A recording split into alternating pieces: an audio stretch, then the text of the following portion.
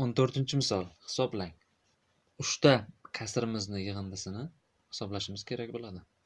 Dastlab misolimizni sodda ko'rinishga keltirib olamiz.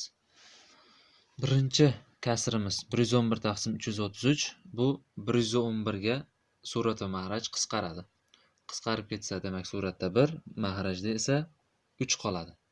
Ikkinchi kasrimizda esa surat va mahraj 222 ga qisqaradi. Suratda 1, mahrajda esa 3 qoladi. Uchinchi kasrimizda ham surat va mahraj 333 ga qisqaradi. Suratda 1, mahrajda esa 3 qoladi. Demak, 3 ta 1 taqsim 3 ning yig'indisi. Demak, suratlarni qo'shib yuboramiz. Mahraj esa 3. Bir xil.